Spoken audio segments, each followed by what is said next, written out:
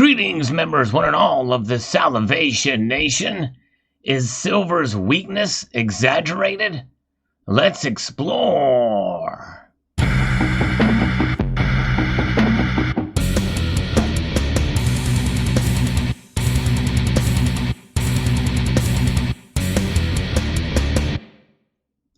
For many silver stackers, seeing the price of silver kind of languish where it has been here for the past weeks has been frustrating. We've seen the gold to silver ratio rise to, well, now above 71. And gold, it's taken a little bit of a hit in recent days and weeks, but not nearly to the level that silver has. But nonetheless, it is frustrating. But some feel, and according to one report, that silver's price weakness is exaggerated. Let's take a look at this article from Kitco that talks about this. The silver market faces some short-term headwinds as focus on the potential for tighter monetary policy. However, the precious metals drop to a 3-month low below $25 an ounce has exaggerated the market's weakness, according to Metals Focus, this research firm. So we're going to get into discussing a little bit about this because we did see it dip slightly below $25 in recent days. If you are here, if you don't mind, if you could press that thumbs up button to help the algorithm, which has not been very kind to this channel as of late, it'd be very much appreciated, and maybe share this video as well. In a report published on Wednesday, analysts at Metals Focus reiterated their positive outlook for silver, looking for higher prices by the end of the year. In a report, the analysts said they see the recent selling pressure as more strategic rather than a fundamental shift in investor interest. Now, that is an interesting note, and I will say that it's very tough to predict the volatility of the silver market, and we are seeing that negative price action, and there's a lot of things that come into play in terms of the silver markets. It is the most versatile metal out there in terms of its uses in industry, science, technology, and the like. So it is acting as a commodity, and there's a lot of silver that is being used not only there, but we're seeing obviously premiums increase for the physical bullion market. But some of those premiums are starting to come back down now. Early reports of this happening across several different sectors, although you may not be seeing it yet for some of the products you buy, but maybe I think it'd be a good thing to see things normalize, at least in terms of premiums are concerned. But what does this mean for silver and demand and the outlook? Well, they say that this is just the beginning of this downtrend is only going to be transitory. I will use that term and see what happens. But it's worth noting that much of the recent selling in silver has come from tactical players, as evidenced by a sharp reduction in managed money longs on COMEX. And what does this mean? The tactical players. Well, some may interpret that as being, manipulation or suppression of the price. Read into it what you will, but I think there's a lot more complexity than just suppression or manipulation.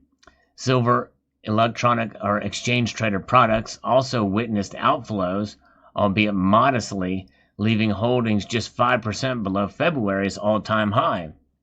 With trend following selling largely done and the hawkish tilt factored in, this should leave scope for fresh investment inflows later this year, leading to a healthy rebound in silver prices in the coming months. So that should be very interesting to see if this occurs.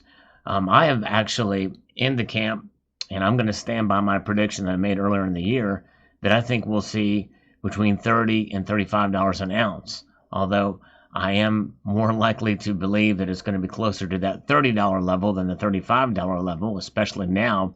But it is summertime, and typically there's not as much excitement in the precious metal markets in the summertime than there is in the fall.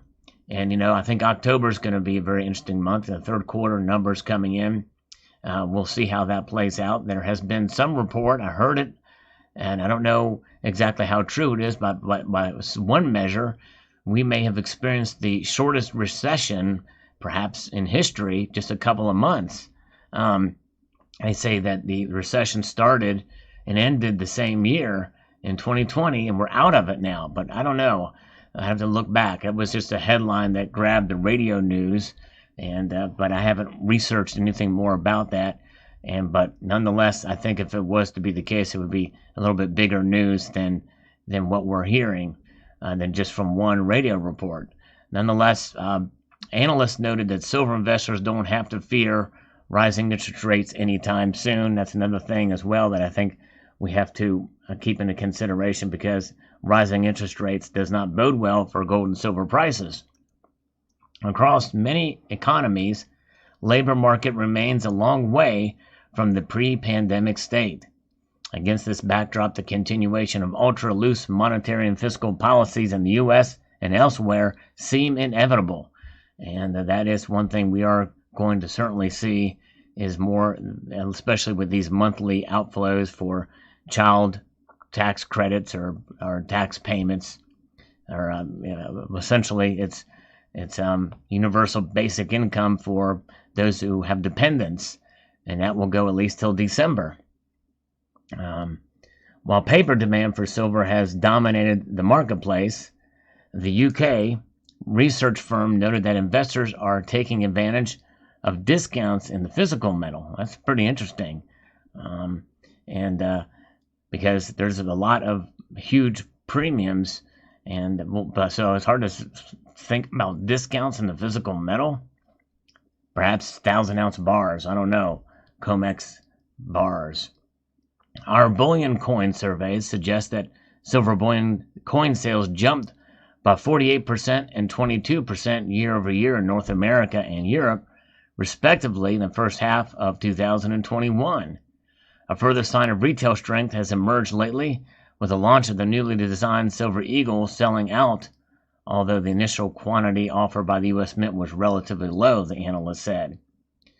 Looking past investment demand, Metals Focus said they still expect to see healthy industrial demand even as the spread of the COVID-19 Delta variant weighs on economic growth expectations. That's right. And I think that that is something that should, for those of you who are bullish on silver, should encourage, because we're going to see greater demand on the industrial side, which will probably weigh in on the spot price.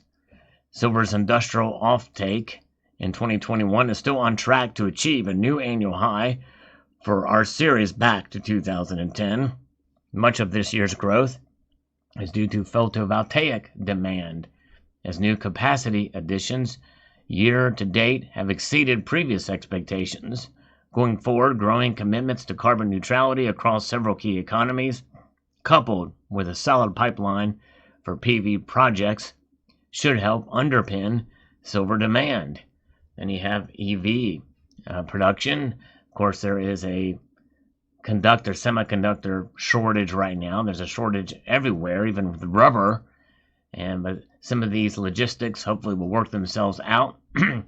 And because I think there is a level of inflation that has occurred because of the supply chain issues as well, that I think most people need to take into consideration.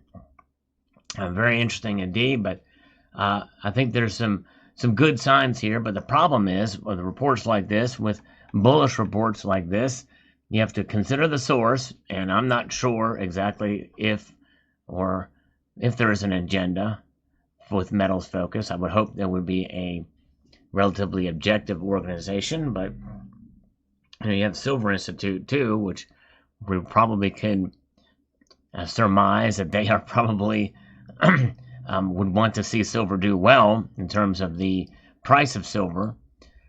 Same thing with the Gold Institute, World Gold Council. But nonetheless, you have to take into account all the different factors that come into play and see where things are going. But with any kind of report like this, a bullish report on silver or gold, and you continue to see it languish or even fall, like we've been seeing for the last few days and weeks, I can understand why people will get jaded and be frustrated continually. And with all the new silver stackers that have come aboard since the silver squeeze movement started. My objective here in this channel is try to encourage those who may feel jaded to come back down to reality and realize that basic education about silver is that it should not be seen as a metal from which to either get rich or even to send a political or any other kind of message to the big banks or the COMEX or what have you. I believe it is a metal that we can take and hold in our possession in order to preserve our wealth, our personal wealth, through the course of time, as a savings, as one of a diversified strategy, as a savings vehicle, essentially, as an insurance policy against economic instability, whether that economic instability revolves around inflation, deflation, stagflation, or what have you, or just economic fear, recession, that sort of thing.